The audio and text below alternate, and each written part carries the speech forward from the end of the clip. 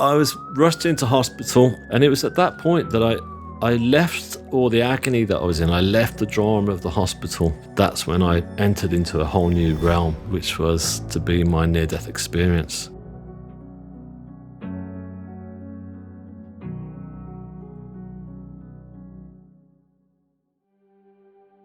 I've got no fear of death now.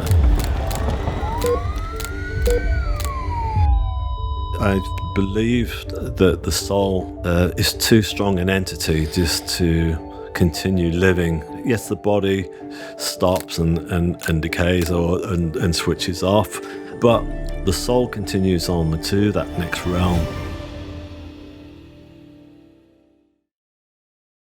Before my NDE, I'd been living in London. I'd moved down there hoping to try and turn my life around because I wasn't in a great place. I'd left school with very little qualifications, so I was struggling to find work really. And so I thought if I moved to London, I might find some opportunities. But of course, it didn't answer all my dreams. It was even more of a struggle when I moved there because it was a very competitive city to live in.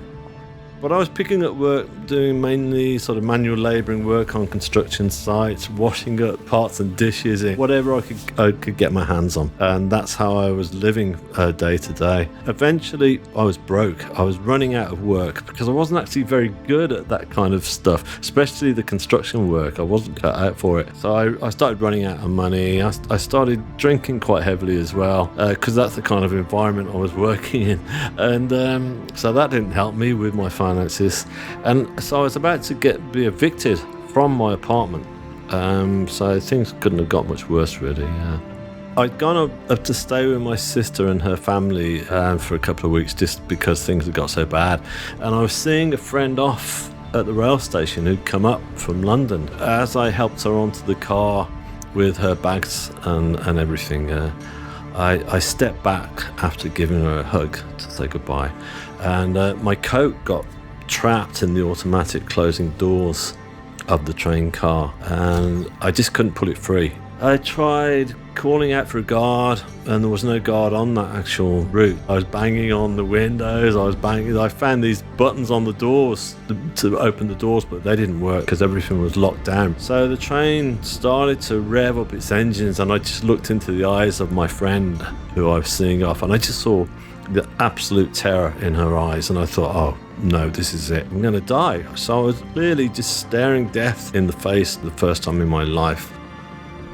It was terrifying. The train started to edge its way out of the station. Then it started to change gear one after another, and it started to go really fast, and I lost my footing. I got dragged along the platform edge and then pulled between the platform and the speeding train, and I went under the wheels.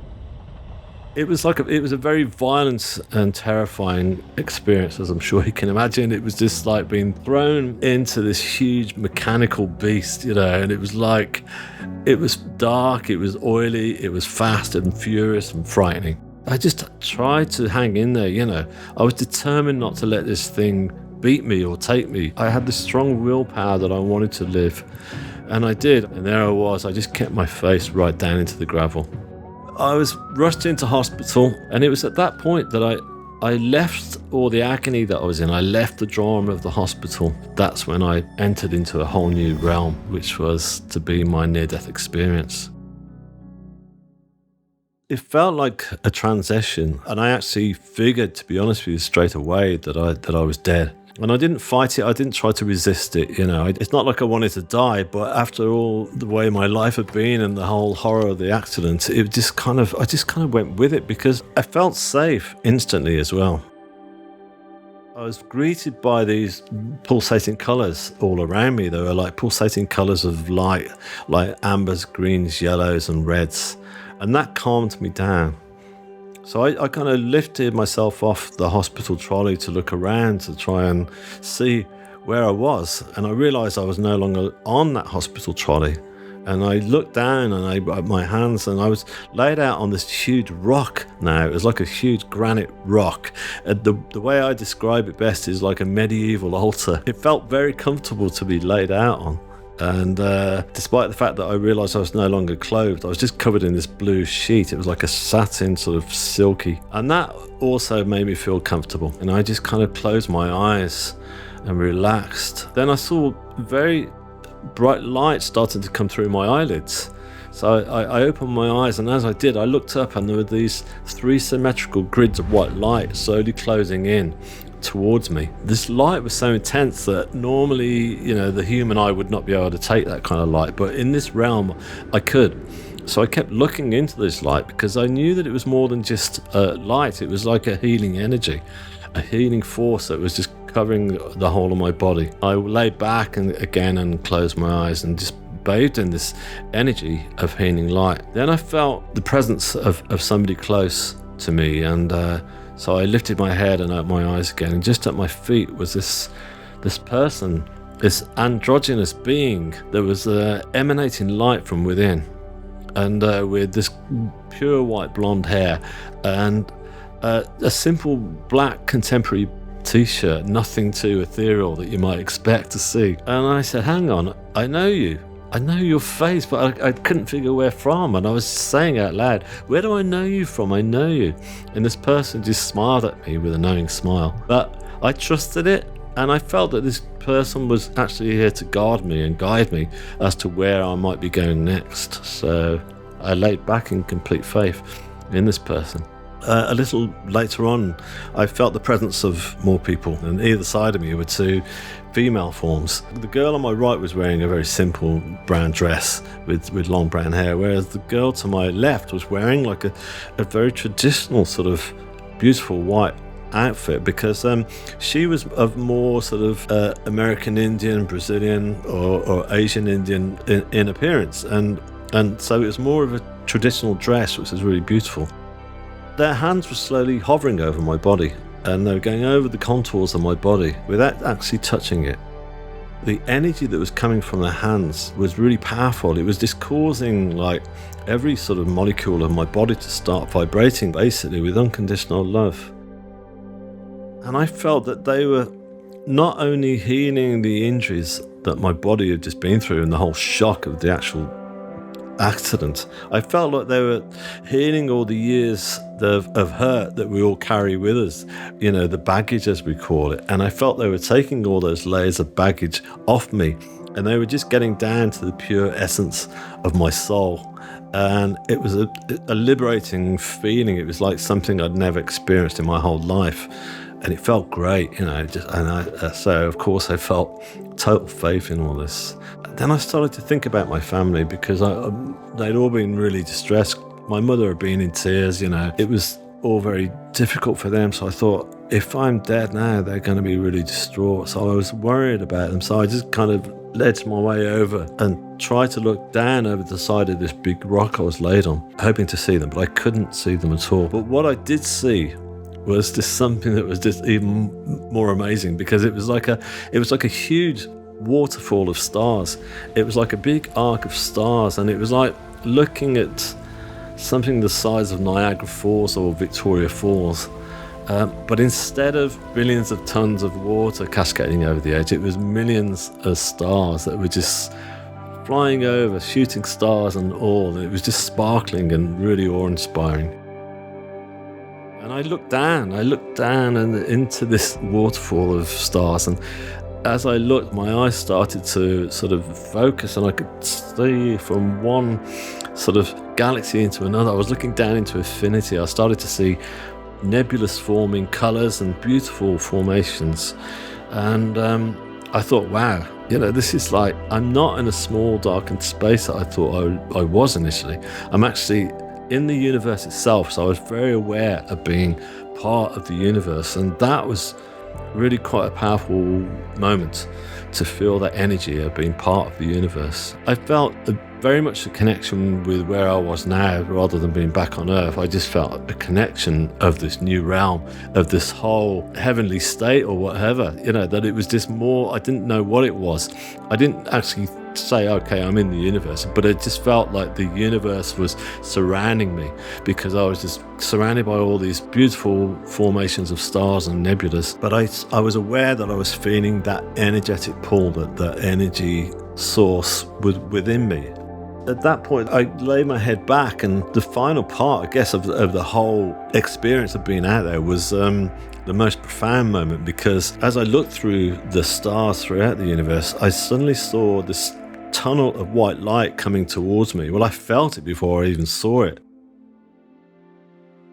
I felt this energy was almost like shaking my whole body, my whole being.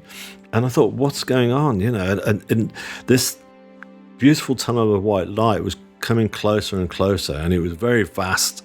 It had all these flames that were slowly circulating all the way around. Normally I would have been terrified by something like this, because I didn't know what it was, but I knew what I was staring at here. I was being told, in fact, was the source of all creation. This was God, not God in the usual form that I'd always seen in my school books, the guy with the long beard on the ceiling of the Vatican in Rome. No, this was God in the form of this beautiful white light. And the white light, again, was an energy of love, unconditional love. And I felt that it totally encompassed me. I describe it as being ultra real. Because that's what it was. And it was at that point I was suddenly thrown back into my body. I was back in the hospital. All the energy of pain came rushing through. The light was suddenly gone from all that beautiful white light to the fluorescent strip. I was wheeled into theatre afterwards, and then for 8 hours under operation. And when I was in the hospital room, I was just thinking, oh my goodness, what has happened to me? Physically and mentally absorbing the fact that I've been under a train. That was a huge thing to deal with, But the biggest thing on my mind was this whole experience and how I was going to tell everybody about this, because I knew nothing about near-death experiences or anything then. I was scared. I thought, I'm going to have to paint this, and nothing like this in my life. But it was within me. It was way buried deep within inside me, and obviously it needed to come through. It was interesting because when I did start that very first painting, of course I was apprehensive, because I thought, how am I going to pull this off? Once I started painting, it's like I was getting a crash course in how to do this. I don't know where it was coming from, but I was being told how to sort of, put colours to create skin tones and light and all those different things, and it started to come together so well for me that it was just amazing.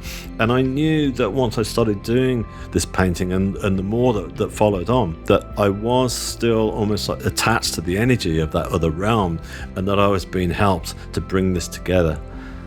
I work in music as well now, and I use both mediums to try to get across to people my story. And I definitely feel I'm being helped, that I'm being guided. I call it channeling. When it happens, I know I get those moments and I feel them, and it's a beautiful feeling, and it's almost like my mind stops thinking and I'm all together, and I stand back in amazement and I'll go, wow, that looks great. That looks amazing. Where did that come from? I always go, thank you so much, And so it's a process that I continue to be amazed by, yeah. I've got no fear of death now, and I believe that the soul is too strong an entity just to continue living. Yes, the body stops and decays and switches off and ceases to continue, but the soul continues on to that next realm. One lesson I did learn, when I was in that realm, was that time didn't exist. There was no sense of time, and I realised that for me personally, I'd spent the whole of my life up until that point focused on time too much. Like, I was thinking about the past, all the mistakes I'd made, missed opportunities, and I was thinking about the future, what was going to happen to me because I was broke, and where my life was going to go. And I never really stopped to live in the moment, and I realised that most of us don't actually live in the moment. The present moment is the most important part for us all, and I think that's something it's a good guidepost for me, and I think it's a good guidepost for us all. my website, which is called shineonthestory.com.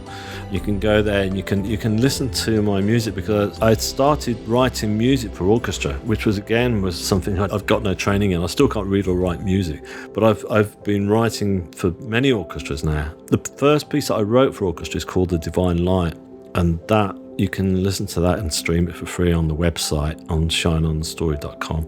And then you can find my social media links. And the only reason I say to go there is because that's the way you can catch up with what's happening, the next concerts that's coming along, or the next exhibitions, or, museum pieces or whatever that with my artwork. I'm looking down at Peter Anthony, I began to feel as though something attached itself to my solar plexus. And I felt myself being vacuumed towards a spinning tunnel.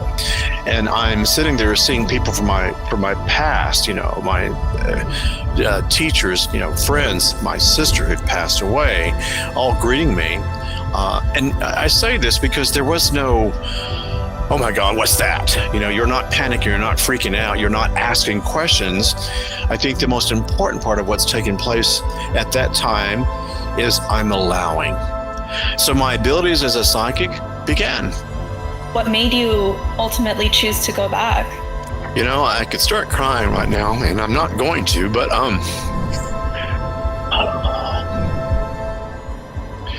sorry. Okay, sorry. Compassion.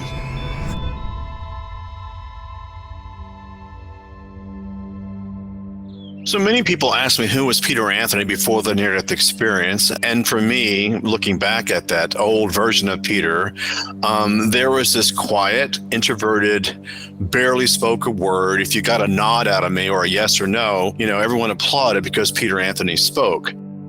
I was born and raised Catholic in a very strict Italian religious background of Catholicism.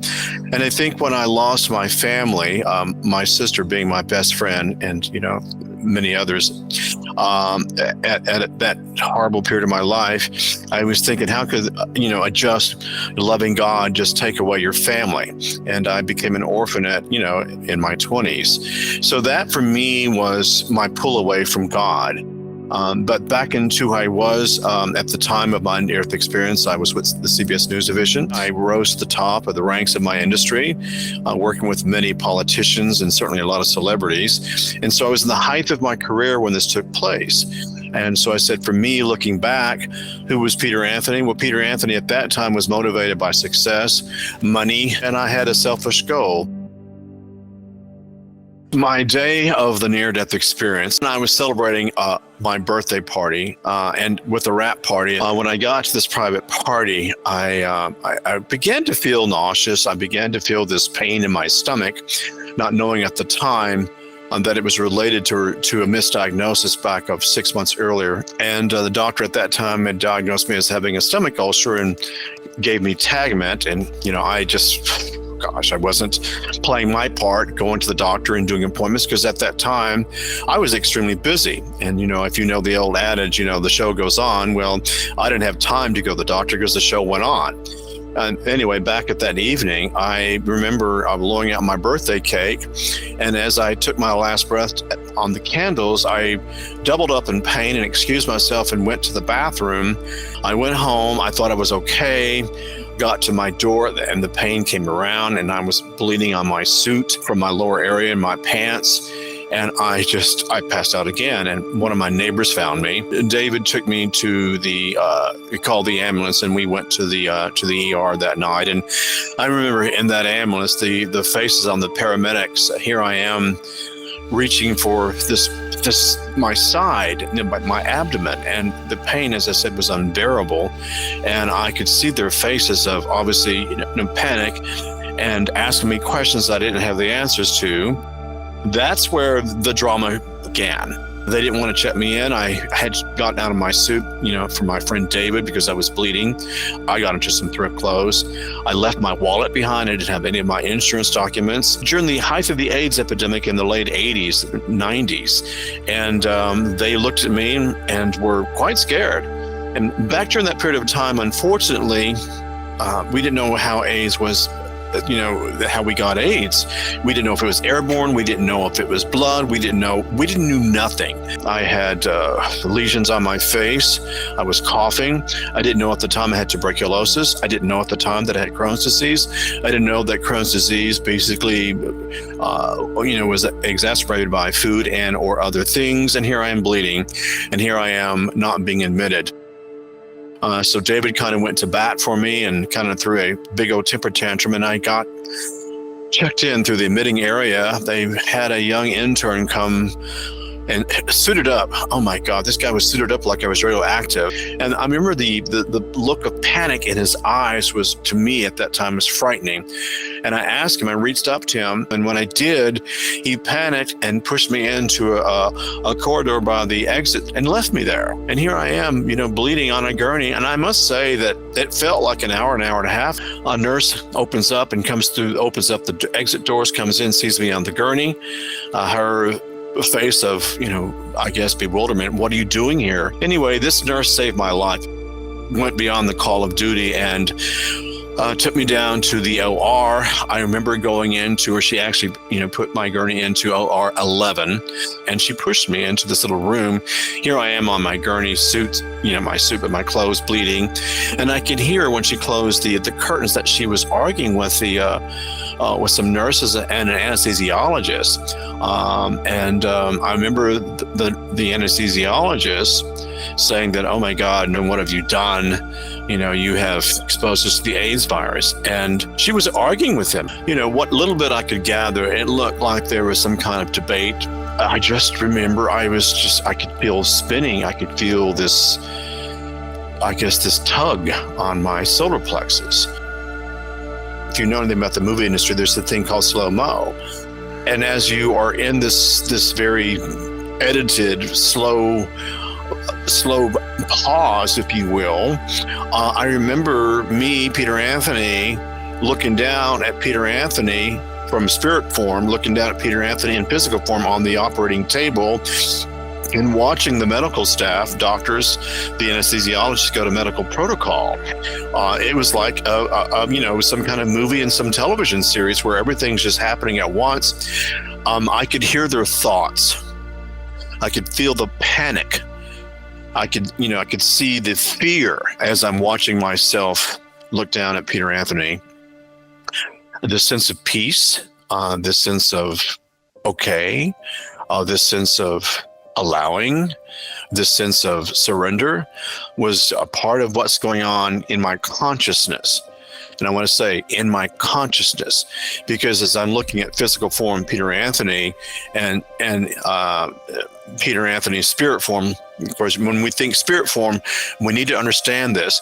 There is no form, physical form of the person, meaning the spirit form looking down at Peter Anthony in physical form. There's just this sense of feeling, this sense of knowing, this sense of ethereal understanding.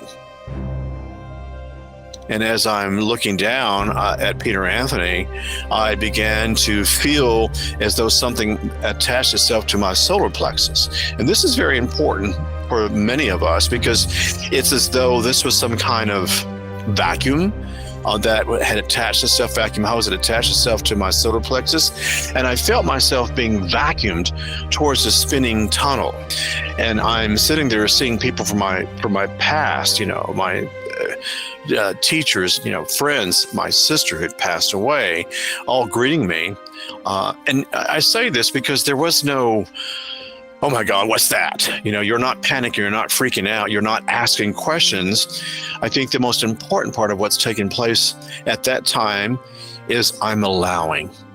The interesting thing about the people that you see, when you see them, you see these young people in the height of their careers or the height of their youth, or you recognize them immediately as these people that were a part of your life, and not that older version of life, but the people that you recognize. I remember seeing my grandfather, and I was like so amazed at how young and energetic he was. And so you're seeing different parts of your world from your past past, meaning your relatives and your friends, people that I didn't even know had passed. I saw a girlfriend of mine that I went to high school with that had passed I didn't know, and there she was. Not only did I see these people from my past and they recognized me and they made me feel at ease, but as I'm going through this tunnel, I'm seeing quantum physics downloading and digesting. I'm seeing mathematical codes to this day that I'm fascinated by. The numbers 333, 444, 999, 777, and a series of zeros, 000.00111.0. All these numbers floating in around me in this tunnel, and colors and sound that even to this day I can't even identify with, because it was something obviously from the other side. I think what I learned while I was going through this tunnel, that we are so manipulated by judgment. Our whole society is about, a Christian versus, Muslim, gay versus straight, rich versus poor. When you're on the other side and you're going through this tunnel, there is no judgment, there is no opinion, there is no better than, there's none of that. What I experienced on the other side is when you are in this tunnel, all there is love, compassion, and kindness. That for me was a huge lesson. The opinions of others, if they don't resonate with my consciousness of today, it doesn't matter. What matters is my truth. What matters is my opinion and how I feel. And I'm one that I don't judge as much as I observe and come to my conclusions. So for me, the math, the colors, the sound, all this information that I'm sharing with you today, took me 7 years to digest, and probably 7 more years to kind of fully believe, because many didn't. I ended up in this tree. And I think for me, I didn't know at the time I began to do lectures years ago. The facilitator said, "Oh my God, you ended up in the tree of life." So here I am in a tree of the tree of life, right? And next to me is this being, this advanced being. And again, when I say advanced being, I definitely know it was a male being. I definitely know that it was something far more intelligent than anything I'd have experienced. So I listened. I allowed this being's way of being to guide me to my life review. 0 to 60. Your entire life, from the moment that you're born and to the moment I died on my operating table at 11 p.m. in operating room 11 for 1.11 minutes, your whole life is just there. It's like a matrix. Every second of your life, every moment of your life, everything that you forgot about, everything that you thought that no one was watching you, you see it. You see the conversations you had. You see the moments where you weren't at your best. You see yourself, not being nice to the person that worked at a pharmacy who was, the cash register attendant. You see your rudeness. You see also your kindness. You see everything that you were doing and not doing, should have done, didn't do, could have done, all before you. And I go back around here, which is very important. No judgment. You don't look down at Peter Anthony going, "Wow, you were rude to that lady on the telephone when you were trying to dispute your credit card information. You were rude to the tech at the cable company." You don't judge yourself as much as you go, could have done better. That's what you're thinking to yourself. It's almost as though you have this love for yourself, that an understanding of self that I can't even begin to explain. Every step that you take from the time that you're born until where we are in this conversation today matters. It is a part of your destiny, if you will, that every step, when sometimes something doesn't go our way, I sometimes say so many times in so many lectures, sometimes the rejection in life is protection. Before I came back, I ended up in this place called Bordeaux.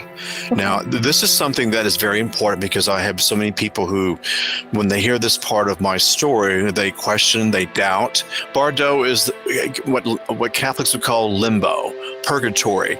The Buddhists refer to it as Bardo, the in-between state. Imagine being in outer space, and you see every planet, every galaxy, every star, every moment. You're kind of suspended in galaxies upon galaxies, and here I am having this connection with, I call it God. You can call it whatever you want, allowing me to see our planet, us as a warring nation, and we think about, that when you look down and you look at country after country, war after war, from World War I, the Civil War, World War II, Vietnam, you see all this, you identify the ego that has basically destroyed our planet. You see the decisions being made by those people in power that we continually vote for, who take our power away. And I think that was a big reality check for me, because I thought, we're allowing people, again, going back to the opinions of others, to create laws that basically went against our very nature, called being good on this planet. For what? For profit, for greed. So that was a big reality for me. And so I'm seeing the war that goes on. I'm seeing the destruction of our planet. I'm seeing our environment slowly but surely die by our own hand. I'm seeing, the animal kingdom being persecuted. You're not judging it and going, oh my God, we as a collective consciousness, as mankind, as humankind, we're not a nice consciousness. But I'm going to digress here, or actually, not digress, but take you to another set of consciousness. Not only was I seeing that, but I saw nurses and doctors, I saw paramedics, I saw school teachers, I saw housewives and husbands, making a difference on the planet. I saw those that we don't even know about in their neighborhoods, helping people out. From the simplest kind act of saying hello to complimenting other people when they've had a bad day. We don't realize that our one bit of kindness, our one little hello could be the very thing that changes someone's life. And so I saw lots of those moments, understanding that there is a balance of the not so good energy and the positive energy. And I think for me, the biggest awakening that I had, and I still talk about it to this day, that there is no Catholic, that there is no, evangelical consciousness, that there is no black or white versus gay versus straight. There is mankind. And I think for me that mankind is here as a way to help each other. And we kind of forget that. So as I said, I'm looking down at this place I call Bordeaux. It's not that I'm looking down again as a form of judgment, but as a form of awakening. Looking at the destruction, looking at the persecution of the animal kingdom, the wars fought in the name of religion. You're seeing all this, and I just remember the voice saying, "Do you want to go back?" I saw, the struggles I would have coming back. I saw the new gifts I would embark upon. I saw the relationships that would leave me because of them not believing in my near-death experience. I saw all of that. "Do you want to go back?" the voice said. And I said, yes. What made you ultimately choose to go back? I could start crying right now, and I'm not going to, but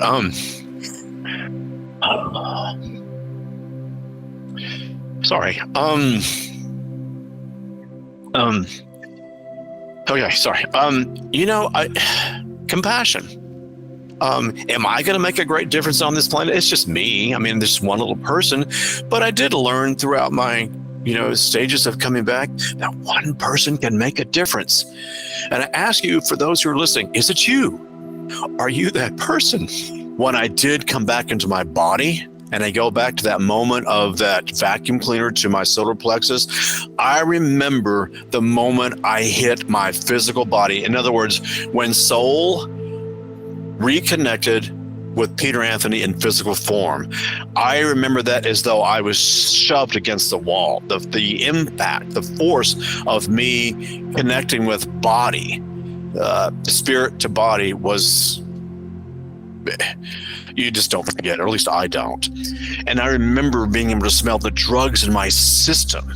I remember the pain in my abdomen. I could feel the lines of surgery inside and out. My senses, when I came back, even though I remained unconscious for almost 3.5 weeks to 4 weeks, I could smell. I remember I was heightened.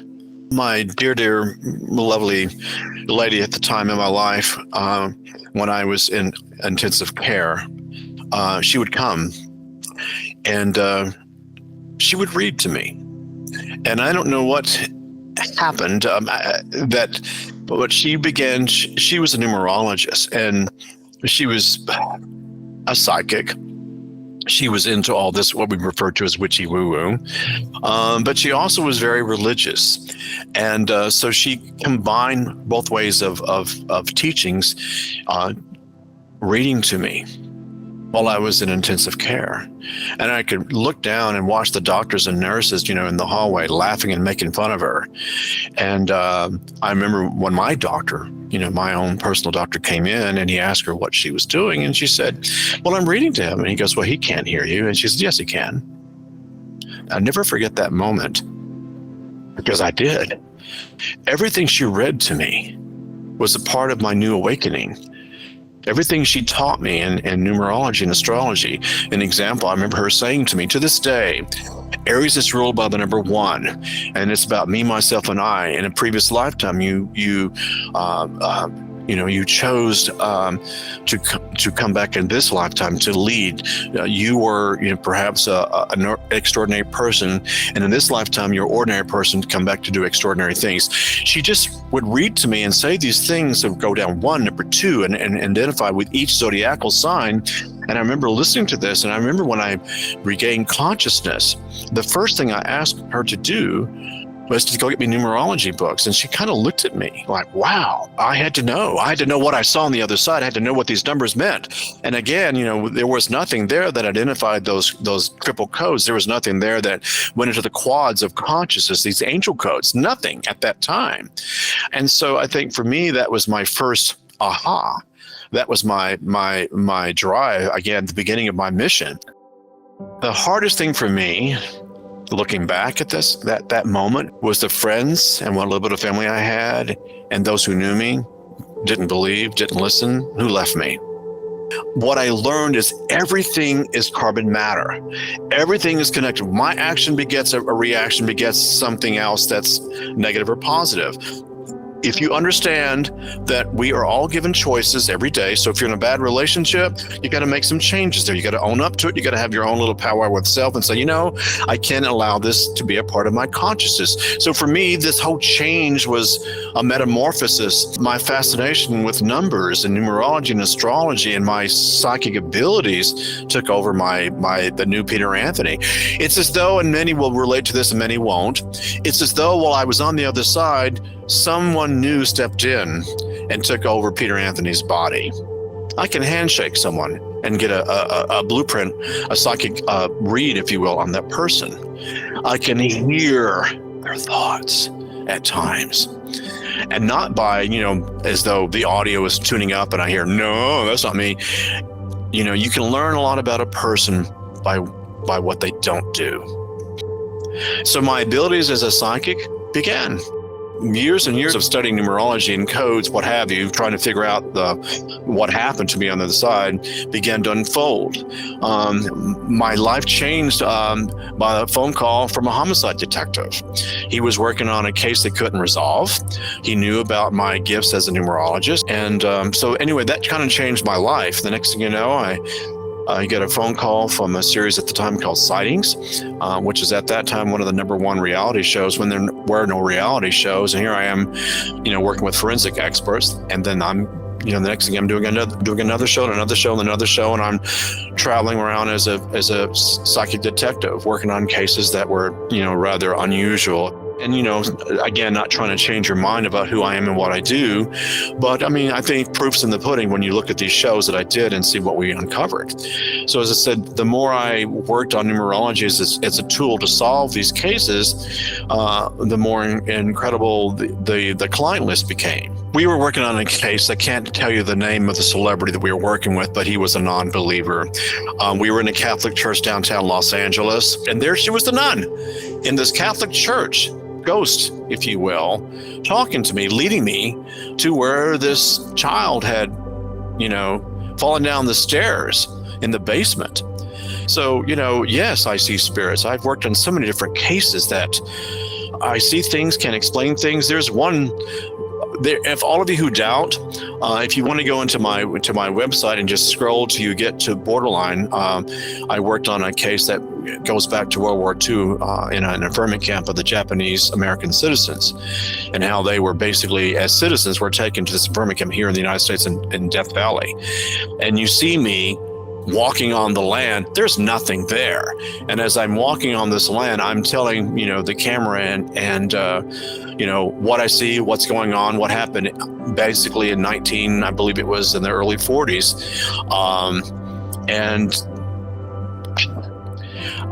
If you want to say I time travel back to that period of time, I did. If you want to go into my website, click on my video sections, you can see a whole list of my shows that I've worked on. What I learned through my many years of investigation, we fluctuate between logic and intuition, right brain versus left brain. I've learned to use both at the same time.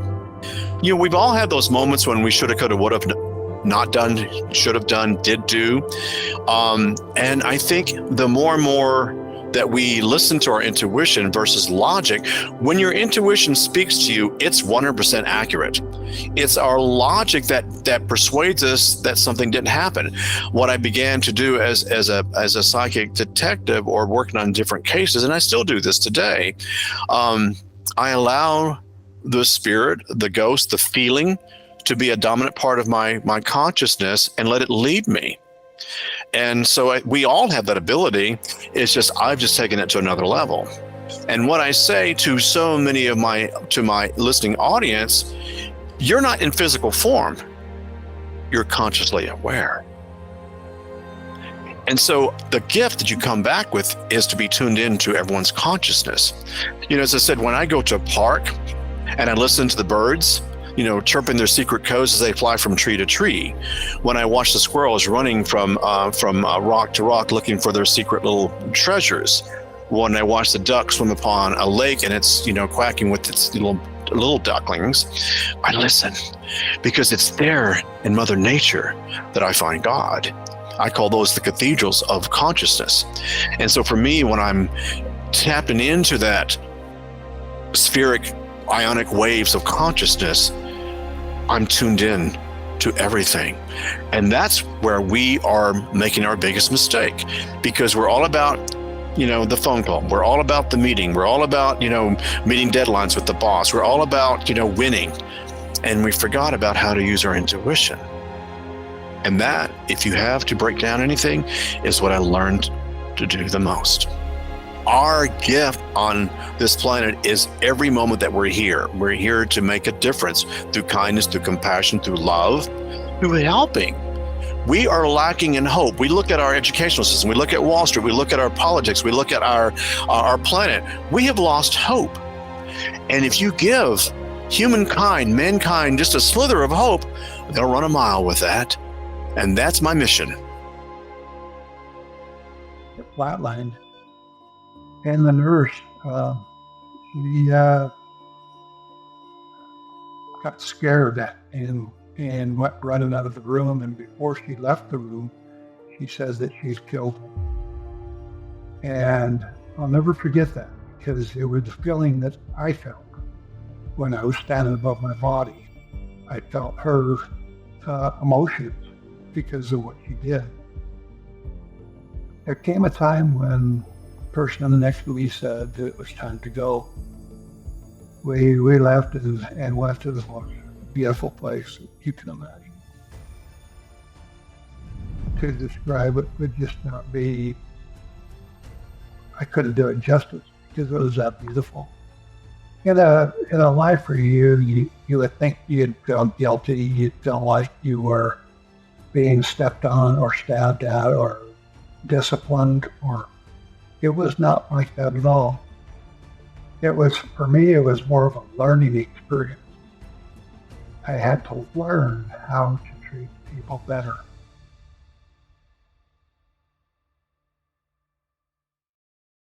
When you look at an experience like that, you have to process it. And that's why it took me probably over 40 years to come out and tell my story. Up until that time, it was all about money. I wanted to get ahead. My goal that I set with my two brothers was to be millionaires by the time we were 32 years old. And so when you do that, you basically commit to doing whatever it takes to become one. And when I had my experience, I realized that it wasn't all about money. It was basically about how you treated people. I was out of town, and I'd been spending a lot of time out of town, probably 3 to 4 weeks at a time, because again, it was about money. And so when I came home, we had a good Christmas, and I'd been gone for 3 or 4 weeks before that. And I was a pretty selfish person. You know, there again, it was all about money. And so when I came home, I decided to go skiing during that Christmas holiday. And so I called a friend of mine. We went skiing up to Park City, Utah. And it was a beautiful day. I've never seen snow like that. I love skiing powder. Fresh powder, there's nothing like it. And so we had a great day. And about 11 o'clock in the morning, I was standing on the lift line.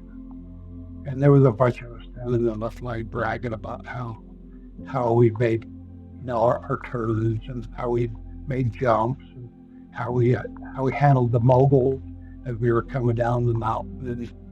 And out of the corner of my eye, I saw a young lady. I saw her coming down with poles just going every which way. And she ran into us in the lift line. We helped her up and never really saw her for the rest of the day. And never thought anything about, the incident that happened. Well, I skied the rest of the day. And when we got down to the car, it was probably around 4:30, a friend of mine, and he was an EMT. That was his practice. And I started taking off my skis. I took my glove off. Took my left one off first, and then I took my right one off, and my thumb was hanging straight down. My fingers were going up, but my thumb was hanging down to around my wrist. And I realized that accident that day was a little more than what I thought it was. Now, when your fingers are in the gloves, it's all intact. But you have to realize it was cold that day. Even though it was clear skies, beautiful, it was still cold. And so when I took the glove off and realized that something was wrong, my EMT buddy said, "I can't fix that with a Band-Aid." Well, we made it down to the hospital, and my wife Connie, she had raised everything. It was really good. I mean, they were ready for me, and they took me in, they prepped me, and they started wheeling me down the hallway. And something that's so vivid in my mind today is I didn't even tell my wife anything. I didn't tell her that I loved her. I didn't tell her that I loved my kid. And I went in, and they had me laying on a table.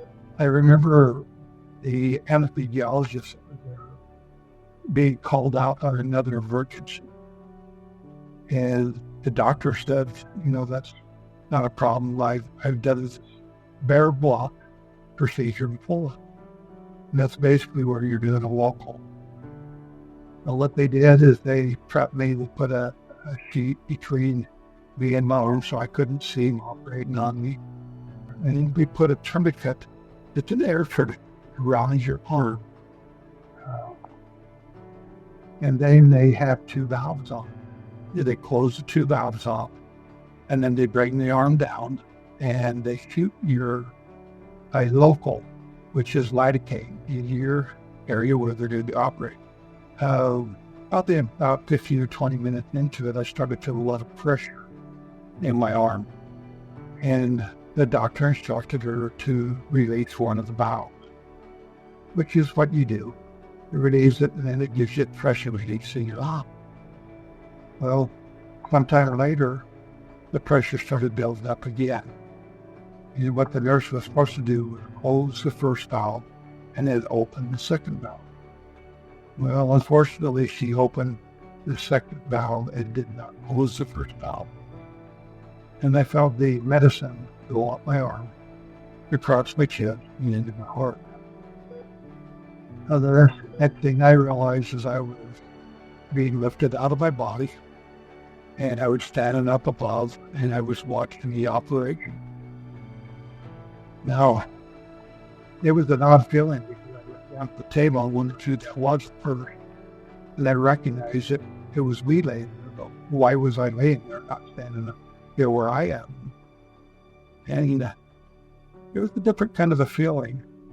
But what I was mainly concerned about was what the doctor was doing, how he was operating on me.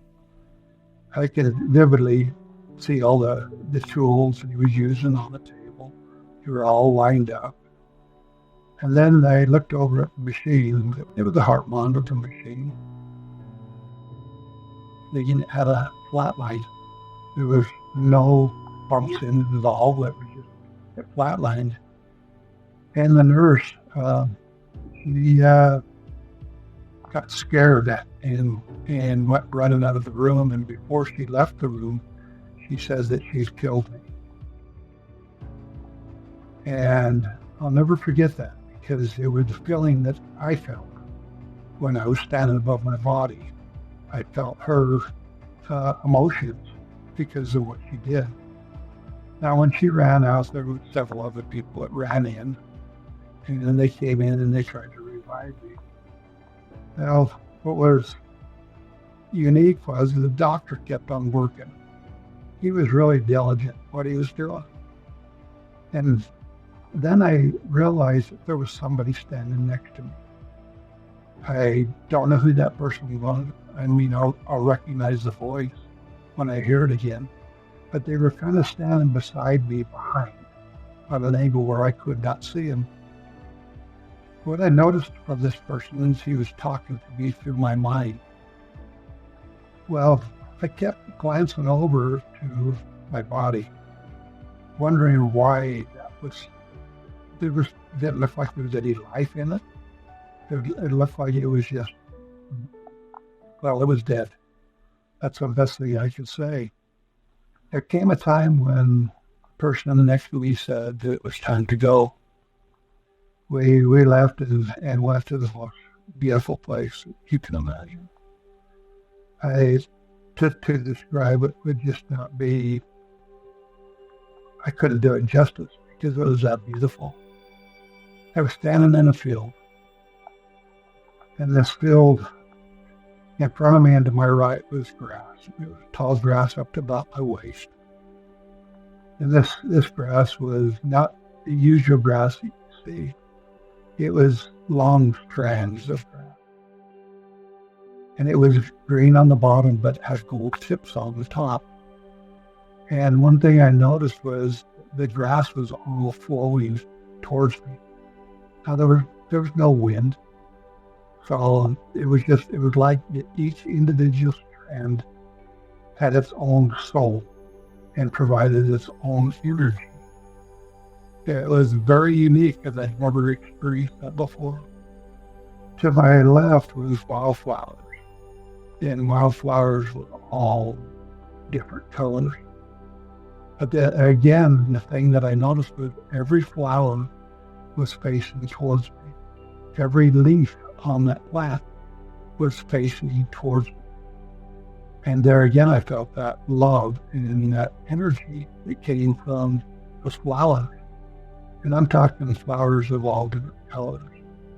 You know, we see 6 color wheel here, where I saw 10. And I saw colors I can't even describe. They were so beautiful. Now, just to the left of the flowers was tall trees.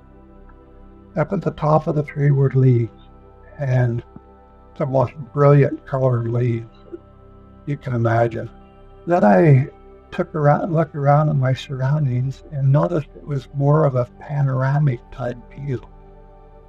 I mean, I could see a long ways to my left, I could see a long ways to my right. But the escort that I had was still standing beside me. Well, through my mind, he told me to not look back. Don't look back. And it was so clear that I was not allowed to look back. And I knew that I wasn't going back because of what he said. Now, in front of me, there were three different shapes of clouds. And it was like one big one in the middle and two smaller ones on the side. But on the outsides of the clouds was the most brilliant blue sky I'd ever seen. Now, again, there was no wind. There was nothing blowing, but it was like everything was flowing. And like I mentioned before, the grass and the flowers were all flowing towards me. Well, after having a chance to see my surroundings, I noticed that the person beside me was gone. And when thinking about it over the last 40 years, when you think about being alone, you begin to have anxiety. Why am I alone now? But I didn't feel that at all. It was love coming to me. It was so peaceful that I didn't want to leave because it was something I'd never felt before. And then something happened that was something that I wasn't very proud of in a lot of ways. I had a review of my life. And I've heard this story from a lot of other people. They've had life reviews. And I totally understand what they went through. Because you don't just see it on a video screen. You don't just see it in your head. What you do is you live it. You live every emotion that happened from the day that you were born until I was 28 years old. I started off by seeing myself being on my mother's stomach. Now, being given life, to come into this world. And I'll never forget seeing how I hurt people. When you're going after money and you're going after status in life, you almost do everything you can to get ahead. I played professional basketball over in Europe, and you always wanted to be just a little bit better than that other person, because sometimes that's all you needed to get to the next level. And so I knew how to do that very well. And it transferred into my everyday life in the business world. But what I didn't realize is, until I had this life review, is how the other person felt when I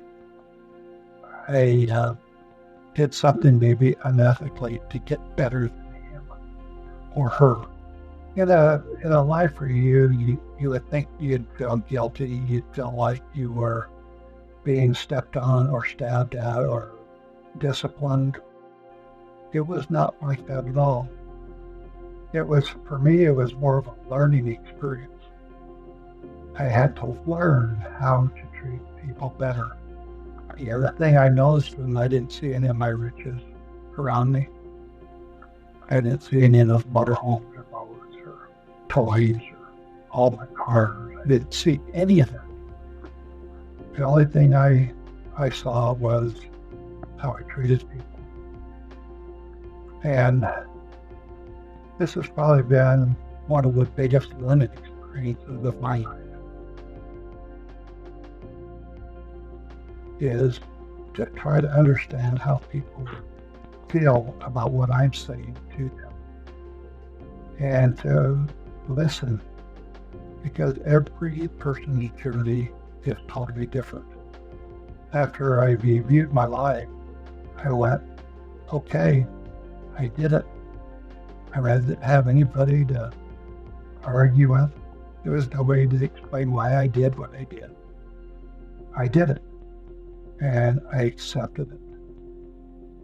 Well, after standing there for a few minutes and contemplating what had happened, I realized that everything that was done in that life review was done with love. And I realized that, I could have been chastised. I mean, literally somebody could have walked up and smacked me or put me inside of a cage or whatever. That's what the actions that I was doing. But it wasn't done that way. It was almost like somebody was reaching out to me to teach me how I should have been living my life. And I accepted it. I accepted full accountability. Everything was done in black and white, right or wrong. And there was no fence in the middle. I mean, there was no gray matter at all. It was done as if this is the way you probably should have done it. Well, after that happened, I was standing there in the field, and a voice came from out of the cloud and said, to start walking forward. And I started walking. One thing I noticed was there were rays that were coming out from behind the clouds. And those rays were coming towards me as if to pull me towards the cloud. But on the other hand, I noticed that the flowers and the grass were following me as if to push me towards the cloud. It was the most unusual feeling. It was energy that I had never felt before. I wasn't floating towards the cloud. I was walking towards it. But it was as if they were pushing me and the rays were pulling me, which I don't know if you've ever had somebody embrace you and you realize that the feeling that you get when somebody puts their arms around you, and it's an energy you don't normally feel. In our home where I was growing up, nobody ever told you, they love you. I come from a broken family, and a lot of the time I lived on the streets, and so I never experienced that kind of love before in my life. But it felt good. I mean, it felt so good that I would have taken everything that it would have been given to me. It felt that good. Well, I walked up to that cloud, and an arm came through that cloud. Not a person, just an arm, and it was from the upper part of his arm all the way down. And I had an opportunity to study that arm because it was a strong arm. His upper forearm was strong. Now I'm 6'3", I weigh 270, and so I'm a pretty good sized person. But his arms were bigger than mine. And I remember looking at his hand, and his hand, the way he had it was his fingers together, thumb extended. It was the most beautiful thing that I'd ever seen. It wasn't put his hand up. It was like he was just reaching for my hand. The other thing I noticed was I didn't see color in that hand or that arm, which really, in our where we live, we see black, we see white, we see brown, we see red, we see, and the color of people's hands and arms that they see. But I did not see any color. It was the most beautiful, pure color that I could ever describe because it was that pure. I got within inches of taking that hand to go into that cloud. And I felt energy through those fingers that I had never felt before.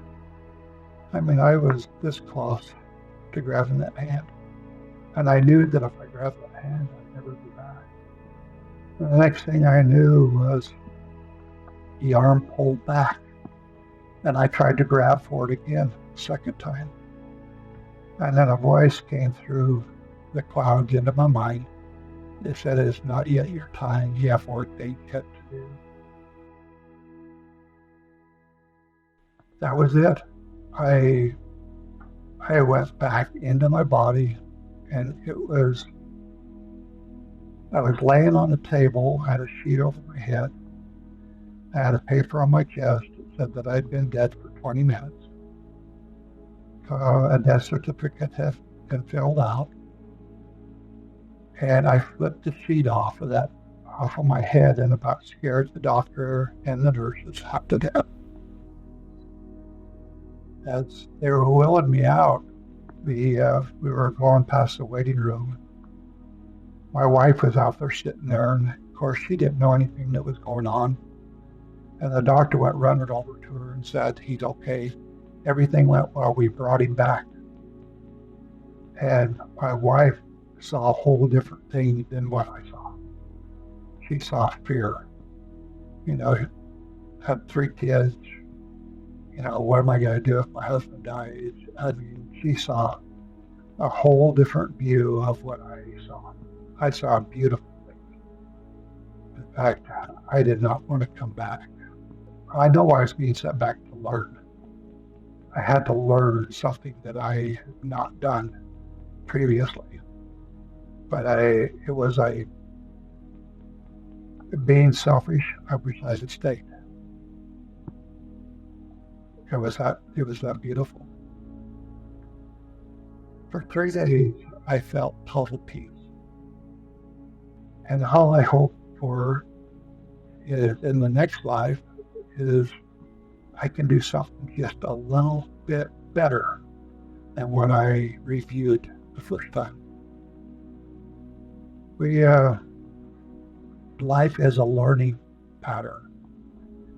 I realized that when I had my experience that there is life after death. I had a near-death experience, but I know that there is life after this. When I was standing at that cloud, I felt people on the other side of that cloud. I could sense it. It was as if they were waiting for me to come through that cloud. And I don't know if they're going to beat me up, or if they were going to cheer me on, and what they were going to do. But I would hope that next time that I may be cheered on for what I did. I also realized too that if I am here now and there's an afterlife, that there is also a life before this one. It was a different feeling, but I really believe that we came from somewhere. We're here now to learn, and that we're going into another life, and it'll probably be just a continual learning pattern. Do I know that? No. Can I feel it? Yeah, I can feel it. But the interesting part is I got the shock of my life at 28. As life goes on, we're humans, and we have a tendency to fall back into our old patterns. About 10 years after,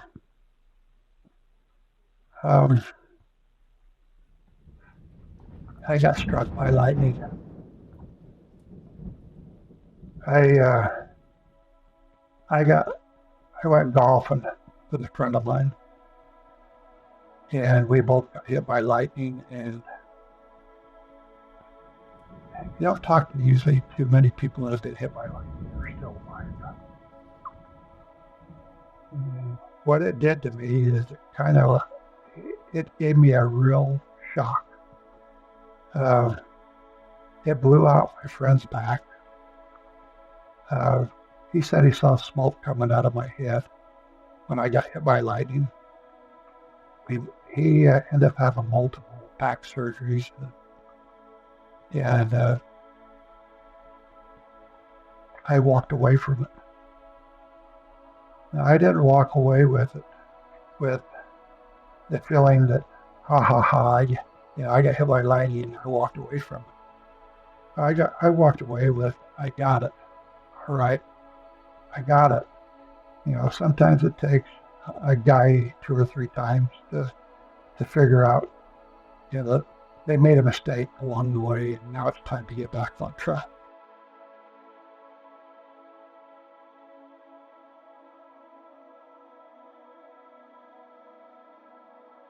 I'm here. I'm 70 years old. I'm still learning. I know there'll be a day where maybe I won't make it through one of these experiences, but I hope that I have a better report when that happens.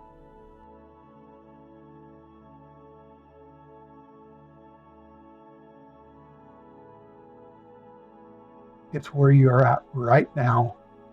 You have the ability to make that change and move forward. I just hope that everyone that reads this book or sees the movie will realize that it doesn't matter where you are in life. You can change. Being kind to other people is magical. I love being able to just smile. And that's something as simple as a smile, might change somebody's day. I'm not perfect at it, but I'm learning. And when we decided to do this and come out about this, we started a foundation. And it's called the Great C. Scott Foundation. And I can't say all the proceeds because there are expenses, and write books and doing movies, but we're putting a lot of proceeds into this foundation. And it's for children with special needs. We've realized since we started this foundation that it doesn't just affect the child, but it affects the whole family, and what the parents are going through. And so we're trying to help these families maybe have just a little light in their life. And I just wanted to share those with you because we've had more fun with the foundation than people know who I am.